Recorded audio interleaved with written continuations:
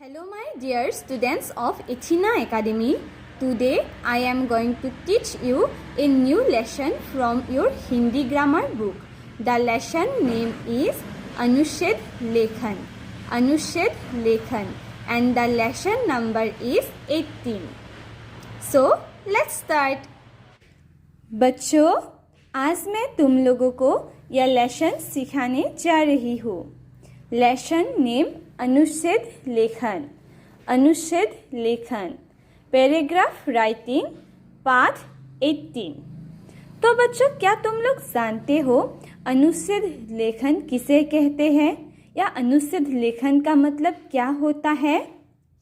बच्चों, यहाँ पर देखो, किसी एक भाव या विचार पर लिखा गया लेख अनुच्छेद कहलाता है. यह बच्चे की सृजनात्मक क्षमता को बढ़ाने का बहुत ही अच्छा माध्यम है. तो बच्चों, क्या होता है, जब हम किसी वस्तु को देखते हैं और उस वस्तु को देखकर जब हमारे मन में भाव या विचार उत्पन्न होता है और उस भाव या विचार को जब हम लिखते हैं, उसे अनुच्छेद लेखन कहते हैं. यह बच्चे की सृजनात्मक क्षमता को बढ़ाने का बहुत ही अच्छा माध्यम है. तो बच्चों, अनुच्छेद लेखन बच्चे की सृजनात्मक क्षमता को बढ़ाता है. बच्चों, अब यहाँ पर देखो, अनुच्छेद कैसे लिखें. तो बच्चों, अब हम सीखेंगे अनुच्छेद कैसे लिखते हैं. अनुच्छेद लिखने से पहले निम्नलिखित बातों का ध्यान रखना बहुत ही आवश्यक है. तो बच्चों, जब हम अनुच्छेद लिखते हैं तो लिखते समय हमें कुछ बातों का ध्यान में रखना बहुत ही आवश्यक होता है. तो अब हम सीखेंगे किन किन बातों का ध्यान में रखना बहुत ही आवश्यक है. तो बच्चों, यहाँ पर देखो, दिए गए विषय पर मन में विचार करना चाहिए. तो बच्चों, जब हमें किसी विषय पर अनुच्छेद लिखने दिया जाता है तो हमें पहले मन में विचार करना चाहिए. यहाँ पर देखो बच्चों, विषय पर एक क्रम से अपने विचार लिखने चाहिए. तो बच्चों, जो विषय हमें दिया जाता है उस विषय पर हमें क्रम से अपने विचार लिखने चाहिए. एक क्रम से हमें अपने विचार लिखने चाहिए. भाषा सरल, स्पष्ट और शुद्ध होनी चाहिए. तो बच्चों, क्या होता है, जब हम लोग अनुच्छेद लिखते हैं तो अनुच्छेद लिखने की भाषा क्या होनी चाहिए? सरल, स्पष्ट और शुद्ध होनी चाहिए. और अनुच्छेद में जब हम लोग वाक्यों का इस्तेमाल करते हैं, वह वाक्य क्या होनी चाहिए? सरल, स्पष्ट और शुद्ध होनी चाहिए. दोहराव से बचना चाहिए. तो बच्चों, दोहराव मतलब पुनरावृत्ति. जब हम लोग एक वाक्य लिखते हैं अनुच्छेद में, दोबारा वह वाक्य का इस्तेमाल नहीं करना चाहिए. सही शब्दों और सही वाक्यों का प्रयोग करना चाहिए. तो बच्चों, हमें अनुच्छेद में सही शब्दों और सही वाक्यों का प्रयोग करना चाहिए. वाक्य छोटे छोटे और स्पष्ट होनी चाहिए. तो बच्चों, अनुच्छेद की वाक्य क्या होनी चाहिए? अनुच्छेद में जब हम वाक्यों का इस्तेमाल करते हैं, वह वाक्य क्या होनी चाहिए? छोटे छोटे और स्पष्ट होनी चाहिए. अनुच्छेद एक ही अनुच्छेद में लिखा जाता है. तो बच्चों, जब हम अनुच्छेद लिखते हैं तो एक ही अनुच्छेद में लिखा जाता है. हमें एक ही अनुच्छेद में लिखना पड़ता है. आओ कुछ अनुच्छेद पढ़ें और फिर स्वयं लिखने का अभ्यास करें. तो बच्चों, अब हम लोग कुछ अनुच्छेद पढ़ेंगे और फिर स्वयं लिखने का अभ्यास करेंगे. बच्चों, पहला अनुच्छेद है बिजली बचाओ उन्नति लाओ. तो बच्चों, इस अनुच्छेद की विषय क्या है? बिजली बचाओ उन्नति लाओ. तो इस अनुच्छेद के जरिए हम लोग सीखेंगे बिजली के बारे में यहाँ पर क्या क्या वाक्य दिया गया है. यहाँ पर देखो बच्चों, बिजली हमारी आवश्यकताओं में से एक महत्वपूर्ण आवश्यकता है। तो बच्चों, बिजली हमारी जीवन में एक महत्वपूर्ण आवश्यकता है। महत्वपूर्ण मतलब इम्पोर्टेंट। यह हमारे जीवन का महत्वपूर्ण अंग है। यह हमारे जीवन में प्रतिदिन प्रयोग में लाई जाती है। तो बच्चों, बिजली हमारे जीवन में प्रतिदिन प्रयोग में लाई जाती है। बिजली को हम प्रतिदिन यूज़ करते हैं, व्यवहार करते हैं। बिजली हमारे घर को प्रकाशमान करती है। बिजली होने पर ही हम fridge, washing machine, press, AC, पंखा, कूलर, टीवी आदि का प्रयोग कर सकते हैं। तो बच्चों, बिजली हमारे घर को क्या करती है? प्रकाशमान करती है। बिजली होने पर ही हम fridge, washing machine, press, AC, पंखा, कूलर, टीवी आदि का प्रयोग कर सकते हैं। बिजली से ही ये सब चलते हैं। X ray, MRI, CT scan, ECG आदि की मशीनें बिजली से ही चलती हैं। मोबाइल भी बिजली से ही चार्ज होते हैं। तो बच्चों, x ray machine, MRI machine, CT scan machine, ECG machine आदि बिजली से ही चलती है। और हमारे मोबाइल भी बिजली से ही चार्ज होते हैं। खेतों में भी बिजली की सहायता से ट्यूबवेलों से सिंचाई की जाती है। समाचार पत्र, पत्रिकाएं तथा पुस्तकें भी बिजली की वजह से ही प्रकाशित हो पाते हैं। हमें छोटी छोटी बातों का ध्यान रखकर बिजली बचानी चाहिए। जैसे कमरे से बाहर निकलते समय लाइट, पंखा, एसी, टीवी आदि बंद कर देने चाहिए। तो बच्चों, खेतों में भी बिजली की सहायता से ट्यूबवेलों से सिंचाई की जाती है। समाचार पत्र, पत्रिकाएं तथा पुस्तकें भी बिजली की वजह से ही प्रकाशित हो पाते हैं। हमें छोटी छोटी बातों का ध्यान रखकर बिजली बचाना चाहिए। तो जैसे कि कमरे से बाहर निकलते समय हमें अपने रूम की लाइट ऑफ करनी चाहिए। पंखा, एसी, टीवी आदि बंद कर देनी चाहिए। जब और जितनी ज़रूरत हो उतनी ही बिजली का प्रयोग करना चाहिए। जब हमें बिजली की जितनी ही ज़रूरत हो उतनी ही हमें व्यवहार करना चाहिए। एलईडी लाइट्स का प्रयोग करें तथा फ्रिज खुला ना छोड़ें। तो बच्चों, हमें क्या करना चाहिए? एलईडी लाइट का इस्तेमाल करना चाहिए तथा फ्रिज खुला नहीं रखना चाहिए।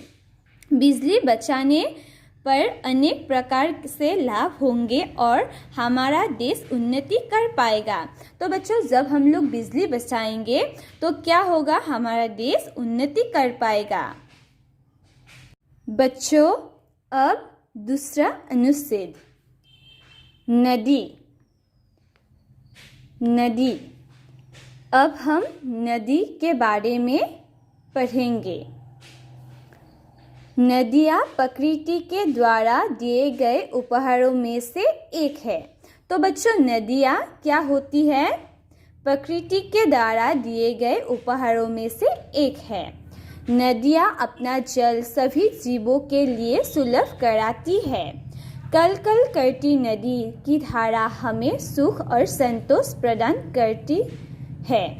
तो बच्चों, नदियाँ अपना जल सभी जीवों के लिए सुलभ कराती है। सभी जीवों मतलब संसार के जितने भी जीव हैं उन सभी जीवों के लिए सुलभ कराती है। और कल कल करती नदी की धारा हमें सुख और संतोष प्रदान करती है। सभी जीव जंतु इसके जल को पीकर अपनी प्यास बुझाते हैं। तो बच्चों, संसार में सभी जीव जंतु इसके जल को पीकर क्या करते हैं? अपनी प्यास बुझाते हैं। इनसे खेतों में सिंचाई की जाती है। नदी से खेतों में क्या? सिंचाई का मतलब है पानी देना। खेतों में पानी दिया जाता है, तुम लोग जानते हो। तो इनसे खेतों में सिंचाई की जाती है। मनुष्य इस जल से नहाने, कपड़े धोने तथा अन्य अनेक कार्य करते हैं। तो बच्चों इंसान, मनुष्य का मतलब है इंसान। इंसान इस जल से नहाने, कपड़े धोने तथा अन्य अनेक कार्य करते हैं। आज के समय नदी के जल को रोकने के लिए बांध भी बनाए जा रहे हैं, जो जल की आवश्यकता पूरी करने के साथ साथ बिजली की आवश्यकता को भी पूर्ण करते हैं।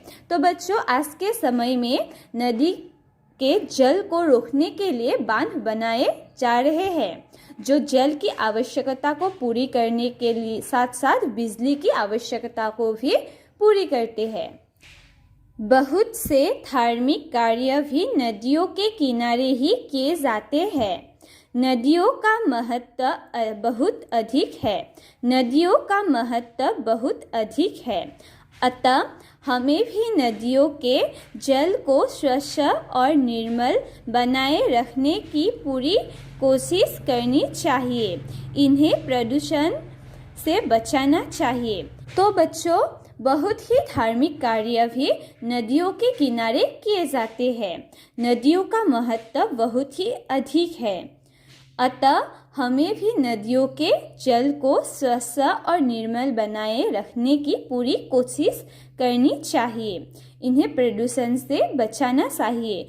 नदी को हमें प्रदूषण से बचाना चाहिए। बच्चों, अब तीसरा अनुच्छेद, मेरी प्रिय ऋतु। मेरी प्रिय ऋतु शरद ऋतु है। शरद ऋतु को शीत ऋतु भी कहते हैं। यह वर्षा ऋतु के बाद आती है। तो बच्चों, मेरी प्रिय ऋतु क्या है? शरद ऋतु है। शरद ऋतु को शीत ऋतु भी कहते हैं। बच्चों, क्या तुम लोग जानते हो शरद ऋतु को शीत ऋतु क्यों कहते हैं? क्योंकि शरद ऋतु ठंड के महीने में आते हैं, इसलिए शरद ऋतु को शीत ऋतु भी कहते हैं। यह वर्षा ऋतु के बाद आती है। यह ऋतु नवंबर से लेकर फरवरी महीने तक रहती है। तो बच्चों, शरद ऋतु नवंबर से लेकर फरवरी महीने तक रहती है। शरद ऋतु अपने साथ कई त्योहार भी लाती है। स्वास्थ्य की दृष्टि से यह ऋतु उत्तम होती है, क्योंकि इस ऋतु में हमारी पाचन शक्ति मजबूत होती है। तो बच्चों, शरद ऋतु अपने साथ कई त्योहारें लाते हैं। स्वास्थ्य की दृष्टि से यह ऋतु उत्तम होती है, क्योंकि इस ऋतु में हमारी पाचन शक्ति मजबूत होती है। शरद ऋतु में दिन छोटे तथा रातें बड़ी हो जाती है। बच्चों, अब कौन सा ऋतु चल रही है? शरद ऋतु चल रही है। तो शरद ऋतु में क्या होता है? शरद ऋतु में दिन छोटे तथा रातें बड़ी हो जाती है। इस ऋतु में हम सभी ऊनी कपड़े पहनते हैं तथा रजाई कंबल ओढ़कर सोते हैं। तो बच्चों, इस ऋतु में हम सभी ऊनी कपड़े मतलब गर्म कपड़े पहनते हैं तथा रजाई कंबल ओढ़कर सोते हैं। कई बार तो बहुत अधिक कोहरे का असर रेल यात्रा और हवाई यात्रा पर भी दिखाई देता है, परंतु इस ऋतु में खाने पीने का अपना आनंद होता है। तो बच्चों, कई बार तो बहुत अधिक कोहरे का असर रेल यात्रा और हवाई यात्रा पर भी दिखाई देता है, परंतु इस ऋतु में खाने पीने का अपना आनंद होता है। गर्मा गर्म जलेबी, गाजर का हलवा, मूंगफली, तरह तरह के फल, ताजी हरी सब्जियां आदि खाना बहुत अच्छा लगता है। तो बच्चों, इस ऋतु में गर्मा गर्म जलेबी खाते हैं, गाजर का हलवा खाते हैं, मूंगफली तथा तरह तरह के फल, ताजी हरी सब्जियां आदि खाना बहुत अच्छा लगता है। बच्चों, अब चौथा अनुच्छेद, मेरा विद्यालय। बच्चों, तो अब हम मेरा विद्यालय के बारे में अनुच्छेद पढ़ेंगे। बच्चों, यहाँ पर देखो, मेरे विद्यालय के नाम एथीना अकादमी है। यह स्कूल बरपेटा शहर में अवस्थित है और हमारा स्कूल बरपेटा शहर का सबसे अच्छा स्कूल माना जाता है। तो बच्चों, मेरे विद्यालय का नाम क्या है? एथीना अकादमी। यह स्कूल बरपेटा शहर में अवस्थित है और हमारा स्कूल बरपेटा शहर का सबसे अच्छा स्कूल माना जाता है। सुबह के समय हमारे स्कूल में प्रार्थना होती है और सभी बच्चों के लिए समय पर उपस्थित होना अनिवार्य है। तो बच्चों, हमारे स्कूल में अनुशासन का पूरा ध्यान रखा जाता है। सुबह के समय में हमारे स्कूल में प्रार्थना होती है और सभी बच्चों के लिए समय पर उपस्थित होना अनिवार्य है। प्रार्थना होने के बाद हमारे स्कूल में शिक्षा प्रदान की जाती है। हमारे विद्यालय में एक पुस्तकालय है जहाँ पर हमें बहुत सारे अलग अलग विषयों की किताबें पढ़ने को मिलती है। हमारे विद्यालय में वर्तमान नर्सरी से चौथी कक्षा तक कक्षाएं हैं। तो बच्चों, प्रार्थना होने के बाद हमारे स्कूल में शिक्षा प्रदान की जाती है। हमारे विद्यालय में एक पुस्तकालय है जहाँ पर हमें बहुत सारे अलग अलग विषयों की किताबें पढ़ने को मिलती है। हमारे विद्यालय में वर्तमान नर्सरी से चौथी कक्षा तक कक्षाएं हैं। हमारे विद्यालय में पीने के लिए स्वच्छ जल की व्यवस्था है। तो बच्चों, हमारे विद्यालय में पीने के लिए स्वच्छ जल की व्यवस्था है।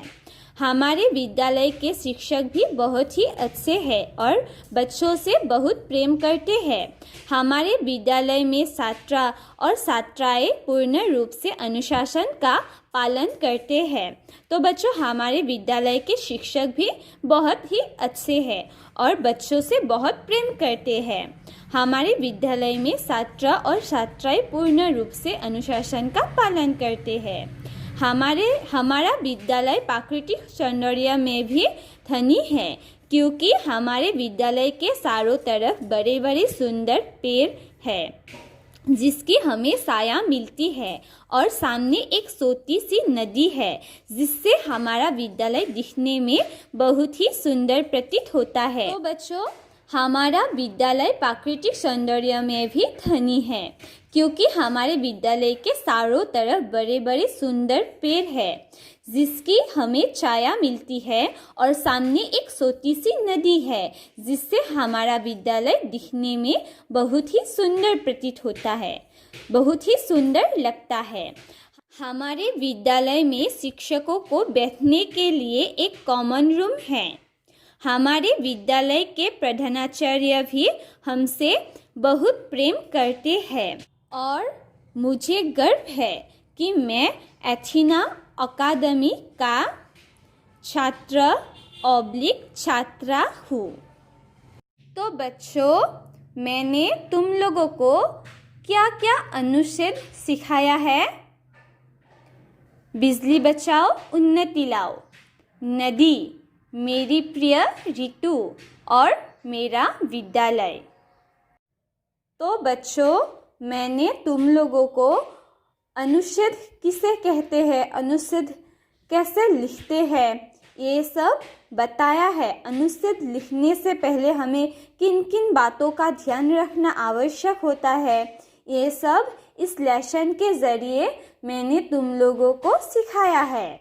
अब तुम लोग इस लेसन को अपने घर में पढ़ो और पढ़ने के बाद कुछ डिफ़िकल्टी पाते हो या प्रॉब्लम पाते हो तो मुझे फ़ोन करो।